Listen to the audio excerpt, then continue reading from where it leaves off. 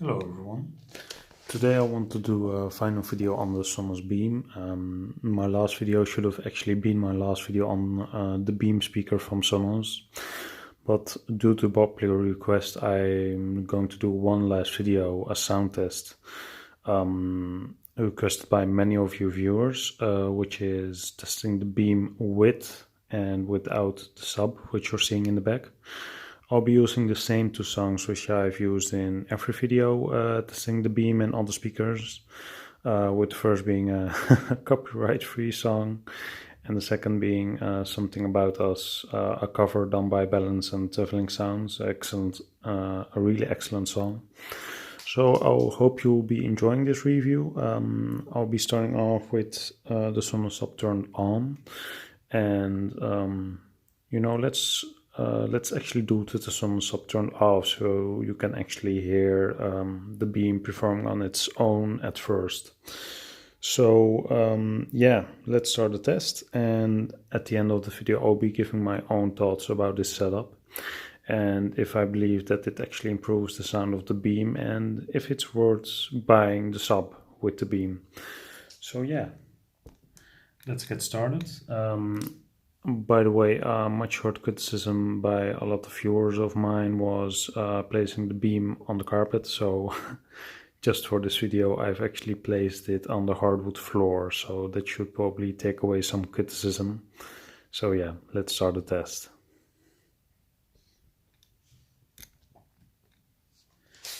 Like I said before, let's start with the Sonos Sub turned off, so the Beam performing on its own.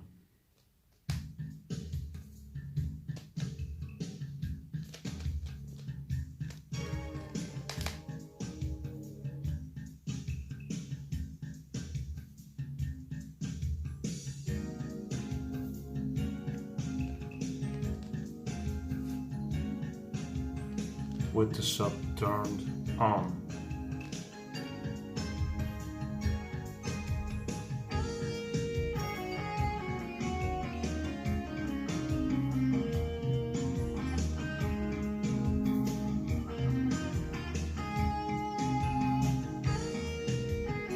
Sub turned off.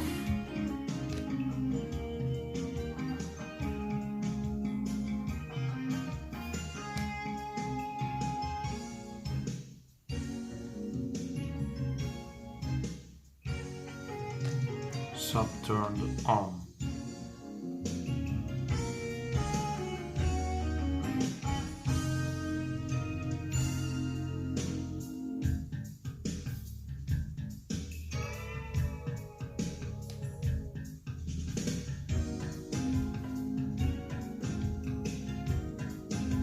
Sub turned off.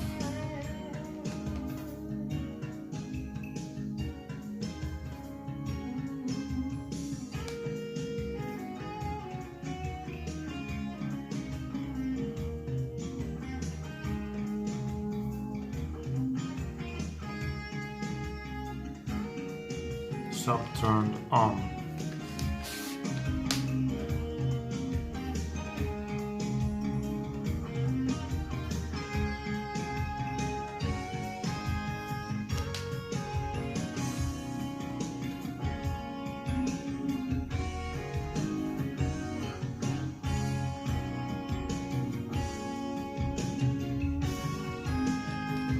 Sub turned off.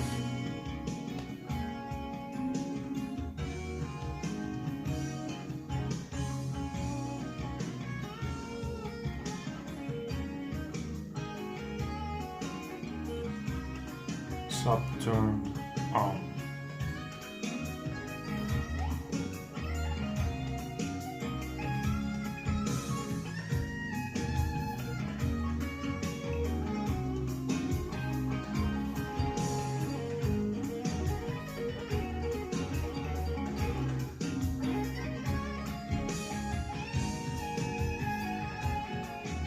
Sub turned off.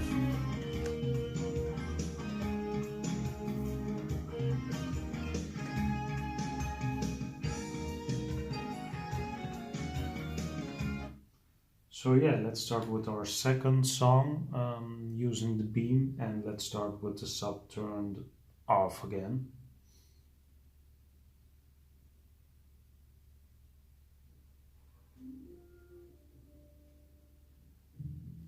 So this is with the sub turned off.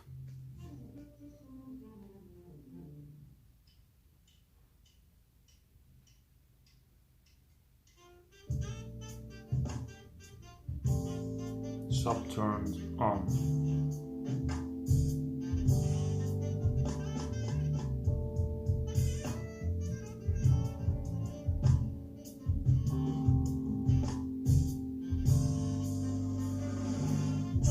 Sub turned off.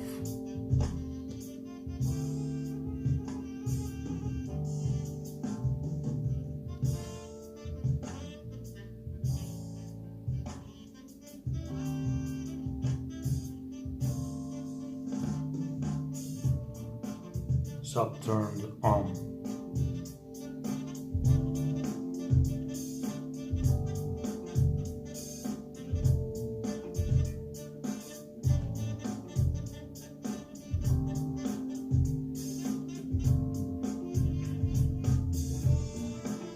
Sub turned off.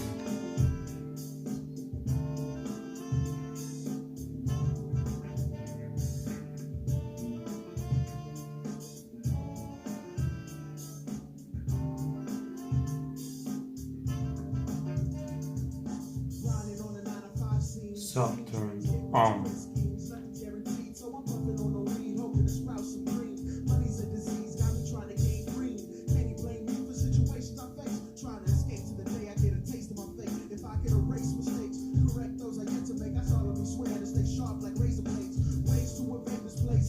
Sub turned off.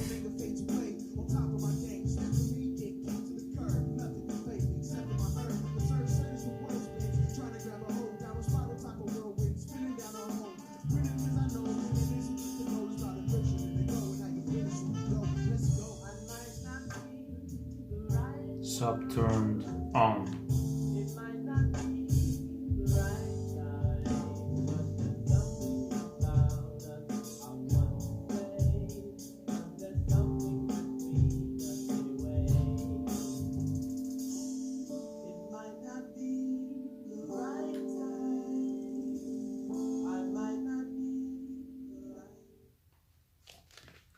So yeah, that was our comparison with the Sonos Sub Added and with the Sonos Beam as a standalone speaker, which most people buy the Beam for, obviously. The difference were actually quite huge, in my opinion. The Beam, when the sub was turned on, obviously got a very much better low end.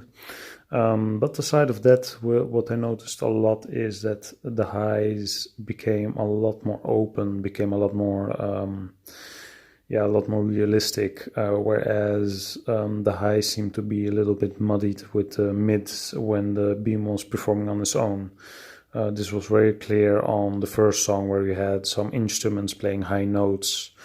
When the sub was added, these high notes were performed very nicely because the Beam could focus all its drivers on these mids and highs, whereas when the Beam was playing as a standalone speaker, the highs were simply like muddled within this mid end. So the highs, these high note instruments, just seem to become less obvious. They just seem to disappear in all this noise. So the Beam on its own, like I said before, it's not the best speaker you can get for 450 euros here in the Netherlands. But if you're willing to spend, another $700 or euros, the experience is obviously going to be much better with Sonos Sub Added. I do have to note, however, that I had to turn down the sub, as if you're going to leave it at neutral at its default settings, it will definitely overpower the Beam, as you can already tell from a $700 separate speaker. It will simply have too much impact on the sound. So if you're going to buy a sub with the Beam, Yeah, it's a decent choice, but you will have to turn down the sub a little bit just to prevent the sub from overpowering the beam, because the beam by itself is, yeah, it's just not that big of a speaker, obviously. But all in all, with the sub, huge improvement. Still on its own, it's not the greatest speaker I've reviewed, but definitely improved with the sub added, especially in the lows, obviously, but also in the highs as this beam gets more drivers cleared up by just delegating its bass tones to the subwoofer, obviously. So this will be absolutely my last video with the Beam. I did this due to popular request. Thanks for watching. Stay tuned for my next videos, and please don't forget to like, comment and subscribe. Thank you and goodbye.